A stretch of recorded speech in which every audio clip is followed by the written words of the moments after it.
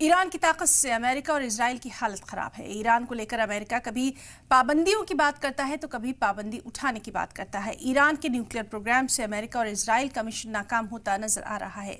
Report की अगर माने तो इजराइल का ऑपरेशन लॉइन और अमेरिका का ऑपरेशन मिडनाइट हैमर फेल हो गया। क्यों और कैसे, ये रिपोर्ट देखिए।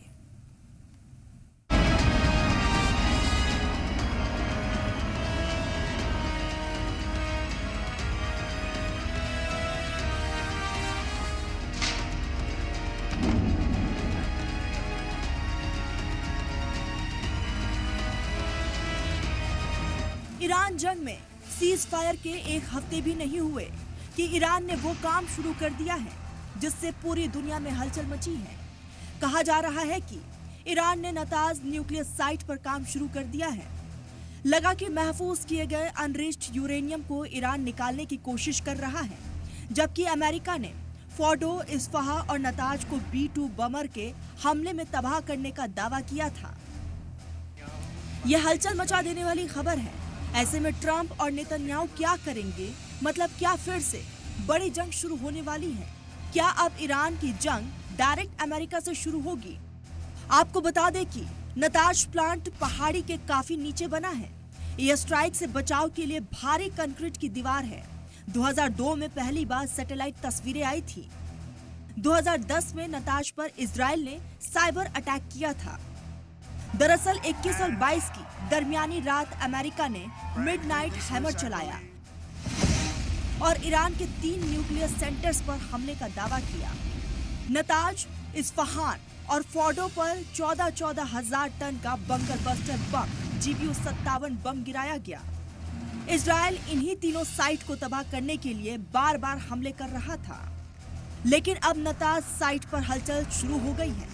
ईरान पिकेस पहाड़ी की तलहटी में रखे यूरेनियम को निकालने में जुटा है। इजराइल की मीडिया ने यह दावा किया है। ऐसे में अमेरिका के GBU बम पर सवाल उठ रहे हैं कि क्या अमेरिका का बंकर बस्टर बम फिसड्डी साबित हुआ। ऐसा लग रहा है जैसा कि अमेरिकी बम हदफ से भटक गए या ट्रंप एक बार फिर सच्चाई से दूर अपने दावे कर रहे हैं। कुल मिलाकर इजराइल अमेरिका के 3 फेल्ड मिशन सामने आ रहे हैं। पहला, सारे डर और दावे को दरकिनार कर ईरान ने नताज न्यूक्लियर प्लांट में फिर से काम शुरू कर दिया है।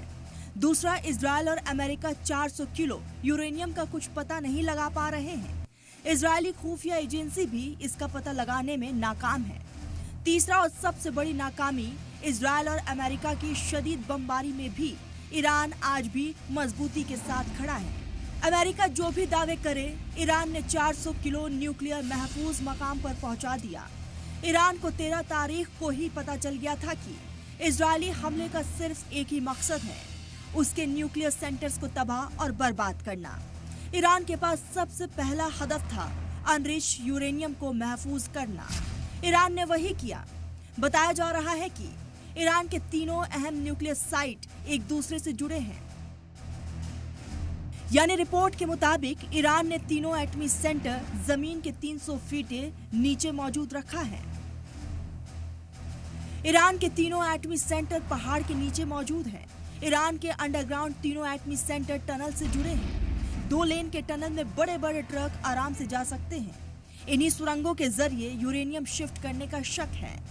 यही वजह है कि ईरान के इस चाल की जानकारी ना तो कोई सैटेलाइट तस्वीरों को मिली और ना ही मोसाद यूरेनियम की शिफ्टिंग का पता लगा सका। इसी तरह से ईरान ने इजराइल और अमेरिका को मात दे दी।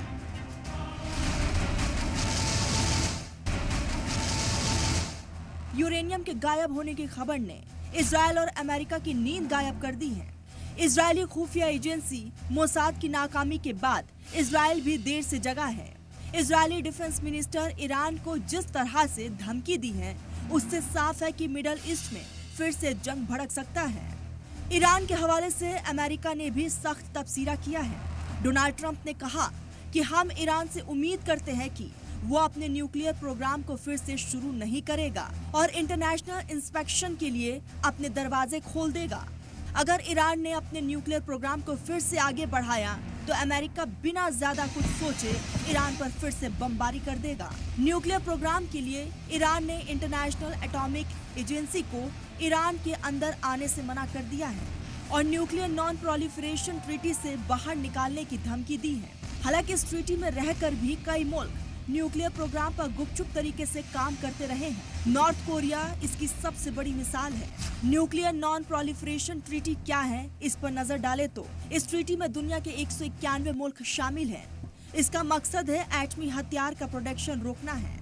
इसके तहत तय हुआ था कि न्यूक्लियर पावर्ड ममालिक के अलावा दूसरे ममालिक एटमी हथियार नहीं बनाएंगे। न्यूक्लियर पावर्ड मुल्क भी धीरे धीरे एटमी हथियारों को खत्म करेंगे।